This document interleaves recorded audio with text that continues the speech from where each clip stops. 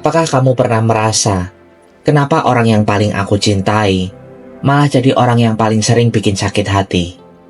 Sepertinya, semakin aku sayang, semakin aku terluka. Aneh ya, tapi sebenarnya ini bukan hal yang cuma kamu alami. Banyak orang di luaran sana yang juga bertanya-tanya hal yang sama. Jadi, mari kita obrolin bareng-bareng pada video kali ini. Kenapa cinta bisa terasa begitu menyakitkan?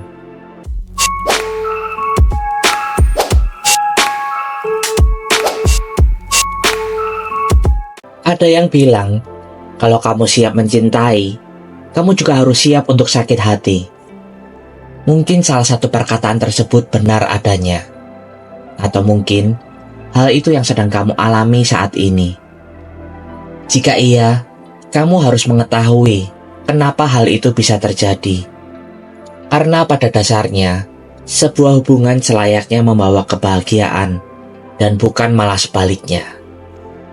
Kadang, cinta itu seperti pisau dua sisi. Di satu sisi dia bisa melindungi kamu, tapi di sisi lain, dia bisa melukai kamu lebih dalam dari yang kamu pikirkan. Terkadang, justru orang yang paling dekat dengan kita adalah orang yang paling bisa menyakiti kita. Kenapa? Karena cinta itu bisa membuat kita terbuka. Kita sudah memberi mereka akses penuh ke hati kita. Kita memberitahu mereka apa yang membuat kita bahagia, tapi juga apa yang bikin kita takut. Masalahnya, saat kita terbuka seperti itu, kita jadi sangat rentan akan disakiti. Contohnya, bayangkan saja kamu sedang bercerita ke pasanganmu tentang kelemahanmu. Misalnya saja, kamu tidak percaya diri dengan penampilanmu. Pas kamu bercerita, dia bilang dia mengerti. Dia berjanji tidak akan membuatmu merasa buruk soal itu. Tapi beberapa waktu kemudian, saat kalian bertengkar, dia tiba-tiba berkomentar seperti, "Makanya penampilan diperbaiki." Rasanya perih banget kan? Kenapa begitu? Karena dia tahu titik lemah kamu. Dan saat titik itu disentuh, luka yang muncul jauh lebih dalam dibanding kalau orang lain yang ngomong hal serupa. Ini sering terjadi karena cinta itu sifatnya sangat personal. Semakin dalam kamu mencintai, semakin besar resiko kamu terluka. Dan orang yang kamu cintai, meskipun tidak selalu sengaja, punya kekuatan untuk menyakiti kamu. Jadi, mungkin pertanyaannya adalah, apakah luka itu berasal dari mereka atau justru dari ekspektasi kita yang terlalu tinggi? Pernahkah kamu berharap pasangan kamu tahu apa yang kamu mau tanpa kamu bilang? Misalnya, kamu lagi sedih, tapi kamu tidak berkata apa-apa. Kamu hanya berharap si dia peka, dia mengerti, dia tahu apa yang harus dilakukan. Tapi yang terjadi, dia malah kelihatan biasa saja, seperti tidak ada yang salah. Dan kamu langsung berpikir, kok dia tidak mengerti aku sih? Akhirnya kamu kecewa bahkan marah. Ini yang sering terjadi di dalam hubungan. Kita terlalu sering berharap pasangan kita sempurna. Kita ingin mereka semua peka, selalu tahu apa yang kita mau, dan selalu memenuhi kebutuhan kita. Tapi kenyataannya, mereka juga manusia. Mereka tidak selalu bisa membaca pikiran kita. Mereka tidak tahu semua kode-kode yang kita kirim. Dan saat mereka gagal memenuhi ekspektasi itu, kita merasa terluka. Semakin besar rasa cinta, semakin besar ekspektasi. Kamu merasa sudah memberi 100% effortmu. Jadi kamu juga berharap dapat hal yang sama. Tapi kamu lupa, cinta itu tidak selalu soal timbal balik yang sempurna. Kadang, cinta adalah tentang memahami kalau pasangan kamu punya batasan. Dan ketika ekspektasi kamu terlalu tinggi, yang muncul adalah rasa kecewa. Dan kecewa itu seringkali terasa seperti luka. Selain itu, cinta bukan tentang siapa yang salah, tapi tentang siapa yang punya luka yang belum sembuh. Terkadang, kita juga masih mempunyai luka masa lalu yang masih tertinggal di dalam hati kita. Dan luka itu masih terbuka lebar di hatimu. Hal ini yang sering tidak kita sadari. Terkadang, orang yang kamu sayangi sekarang tidak bermaksud untuk menyakitimu. Tapi karena mungkin kamu masih ada luka dari orang yang terdahulu, hal yang dilakukan oleh orang yang kamu sayangi sekarang mengingatkanmu pada hal terdahulu, di mana hal itu menyakitkan bagimu. Jadi, kamu lebih sensitif oleh kejadian itu, sehingga kamu justru menyalahkan pasanganmu yang sekarang. Kita semua memang punya masa lalu, dan masa lalu itu seringkali mempengaruhi cara kita mencintai seseorang. Misalnya, pasangan kamu pernah disakiti di hubungan sebelumnya. Dia pernah dikhianati, dia pernah ditinggalkan, dan luka itu belum sembuh. Tapi dia tidak menyadarinya. Jadi, saat dia masuk ke hubungan denganmu, dia membawa semua ketakutannya. Dia jadi overprotective. Dia jadi tidak percaya sama kamu.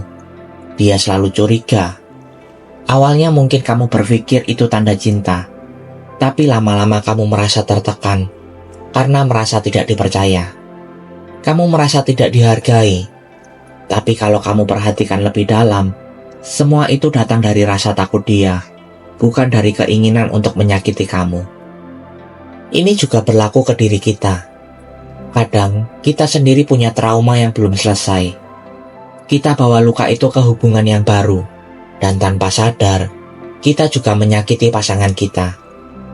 Jadi, hubungan itu seperti cermin. Luka yang tidak kita selesaikan akan terlihat dalam cara kita mencintai. Lalu, bagaimana kita harus menjalin sebuah hubungan yang baik? Hubungan yang baik itu bukan tentang selalu setuju, tapi tentang selalu mau bicara dan mendengarkan. Ini poin yang sering diremehkan, tapi sebenarnya sangat penting. Luka dalam hubungan itu sering muncul karena komunikasi yang buruk. Kamu merasa tidak dihargai karena pasangan kamu lupa hal kecil yang penting buatmu, seperti ulang tahun atau tanggal anniversary. Tapi pernah tidak kamu berpikir, mungkin dia lupa bukan karena tidak peduli, tapi karena dia benar-benar tidak tahu itu penting buat kamu. Sering sekali kita berasumsi, kita pikir pasangan kita tahu apa yang kita mau, padahal mereka tidak mengetahuinya. Atau mungkin, kadang kita berpikir pasangan kita marah, padahal dia cuma lelah. Misalnya, kamu merasa dia dingin beberapa hari terakhir. Kamu langsung berpikir, dia tidak sayang lagi. Tapi kamu tidak pernah bertanya kenapa. Bisa jadi dia lagi stres soal kerjaan, tapi karena kamu tidak tahu, sehingga kamu merasa terluka. Dan karena kamu terluka, kamu jadi menjauh. Ini seperti lingkaran setan. Luka kecil yang tidak diselesaikan bisa jadi luka besar hanya karena kurang komunikasi. Kadang, menyembuhkan luka cinta itu bukan soal mengubah pasangan kamu, tapi soal memperbaiki cara kamu mencintai. Kalau kamu merasa cinta sering menyakiti, kamu tidak sendirian. Tapi kabar baiknya, ini bisa diatasi. Yang pertama, mulailah dengan belajar menerima kalau pasangan kamu tidak sempurna. Mereka punya kekurangan sama seperti kamu, dan itu tidak masalah. Justru cinta yang kuat adalah cinta yang menerima kekurangan satu sama lain. Kedua, perbaiki cara komunikasimu dengannya. Jangan takut untuk jujur. Kalau kamu merasa terluka, katakanlah. Tapi jangan pernah menuduh. Gunakanlah kata-kata seperti, "Aku merasa," daripada "kamu selalu." Dengan begitu, pasangan kamu tidak akan merasa diserang, dan mereka lebih mungkin untuk mendengarkan. Dan terakhir, coba introspeksi diri kamu sendiri. Apakah luka yang kamu rasakan sekarang benar-benar berasal dari pasangan kamu? Atau ada luka lama dalam diri kamu yang masih mempengaruhi cara kamu merespon? Jadi, kenapa orang yang kamu cintai sering menyakiti? Karena cinta itu dekat dengan hati, dan hati itu rentan. Tapi ingat, luka bukan akhir dari segalanya. Kalau kamu dan pasangan kamu mau sama-sama belajar, luka itu justru bisa jadi batu loncatan untuk hubungan yang lebih kuat. Dan buat kamu yang sedang terluka, jangan lupa untuk mencintai diri sendiri dulu. Karena cinta yang baik selalu dimulai dari hati yang utuh. Untuk kamu yang lagi berjuang di hubunganmu, ingat ya, cinta itu bukan soal selalu bahagia, tapi soal tumbuh bersama. Meski kadang harus melewati luka, jangan lupa saling menghargai, saling menjaga, dan tetap percaya kalau kalian bisa melewati ini bersama-sama. Karena cinta yang sejati adalah tentang bertahan, bukan tentang menyerah. Terima kasih sudah mendengarkan video kali ini hingga akhir. Jika kalian ingin berbagi pengalaman hidup kalian, dan mungkin hanya sekedar berkeluh kesah tentang kehidupan, kalian bisa komen di bawah video ini. Dan saya akan dengan senang hati menjadi pendengar dan rumah bagi kalian yang membutuhkan seseorang untuk mensupport kalian. Dan sertakan hashtag "Saya ingin hidup lebih bahagia" di setiap komen kalian. Sampai bertemu di video selanjutnya. Tuhan memberkati.